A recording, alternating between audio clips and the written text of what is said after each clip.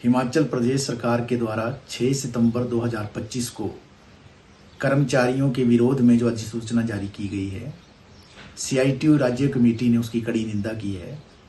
Situ का मानना है कि यह अधिसूचना वर्ष 2022 में जो नियम 7A के तहत जारी की गई थी और उसके बाद हिमाचल प्रदेश उच्च न्यायालय ने उसका दायरा बढ़ाकर सभी कर्मचारियों को उसके दायरे में लाया था, उसके पूरी तरह से खिलाफ है। इस अधिसूचना के जारी होने से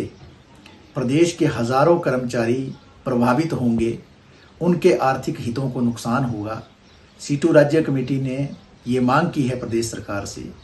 कि 6 सितंबर 2025 को जारी की गई अधिसूचना को तुरंत वापस लिया जाए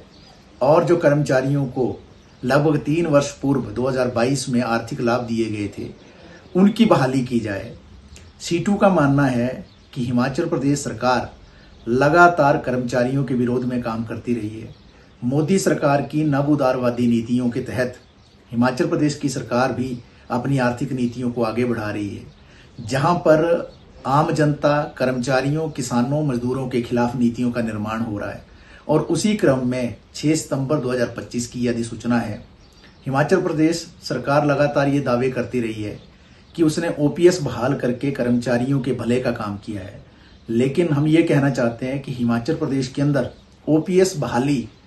प्रदेश सरकार ने थाली में परोसकर कर्मचारियों को नहीं दी थी। ये ओपीएस बहाली के लिए एक बहुत बड़ा निर्णायक आंदोलन हिमाचल प्रदेश के अंदर कई सालों तक चला, जिसमें 1.5 लाख से ज्यादा कर्मचारी उसमें शामिल रहे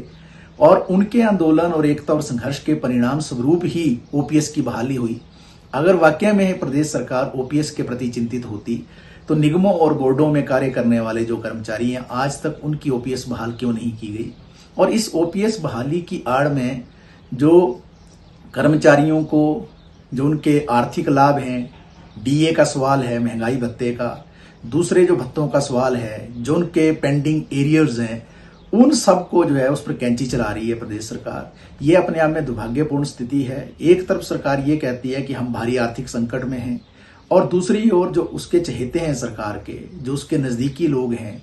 इवन की जो दोबारा से रिटायरमेंट के बाद जो अधिकारी नियुक्त किए जा रहे हैं प्रतिनियुक्ति पर, और जो निगमों और बोर्डों के अंदर जो सदस्य नामित किए जा रहे हैं निदेशक के रूप में या सदस्य के रूप में, या दूसरे जो आला अधिकारी हैं, उनके जो बेनिफिट हैं प्रदेश सरकार लगातार आगे बढ़ा रही है। इवन की जो एमएलए और उसके जो मंत्री हैं, उनके वेतनों में भी इजाफा किया जा रहा है। उनके लिए जो आवासीय सुविधा है उसके लिए भी करोड़ों रुपए खर्चे जा रहे हैं। लेकिन दूसरी तरफ जो कर्मचारियों को जो बेनिफिट मिलते थे, उन पर लगातार जो है कैंची चलाई जा रही है। ये अपने आप में दुर्भाग्यपूर्ण स्थिति है। पूरे देश के अंदर सुप्रीम कोर्ट या प्राकृतिक न्याय का सिद्धांत या हिमाचल हाई कोर्ट ने जिस तरीके से टिप्पणियां की हैं कि जो भी आर्थिक लाभ कर्मचारियों को मिलते हैं उनमें कटौती नहीं हो सकती है, और जो भारतीय संविधान का अनुच्छेद 14 है जो समानता का अधिकार देता है, और भारतीय संविधान के अनुच्छेद 21 में जो जीने का अधिकार है, उस पर भी ये हमला है कि इस तरीके के जो बेनिफिट, आर्थिक लाभ जो पहले दिए गए थे, उसको एक तरह से वापिस लेना ये कुठाराघात है कर्मचारियों के ऊपर। जहां कर्मचारियों के वेतन में 10 से 15 हजार रुपए की कटौती हो जाएगी, उनके आर्थिक लाभ जो है उस पर कटौती हो जाएगी। इसलिए सीआईटीयू राज्य कमेटी हिमाचल प्रदेश के अंदर जितने भी कर्मचारियों के अंदर यूनियनें चलती हैं, उनसे भी आग्रह करना चाहती है कि प्रदेश सरकार की जन विरोधी, कर्मचारी और मजदूर विरोधी और किसान विरोधी नीतियों के खिलाफ लामबंद होने की आवश्यकता है, ताकि आने वाले समय में नव उदारवादी नीतियां जो पूरे देश के अंदर मोदी सरकार लागू कर रही है, जिसको हिमाचल प्रदेश के अंदर कांग्रेस सरकार आगे बढ़ाने की कोशिश कर रही है, उस पर अंकुश लग सके और कर्मचारियों के हितों का सुरक्षा हो सके।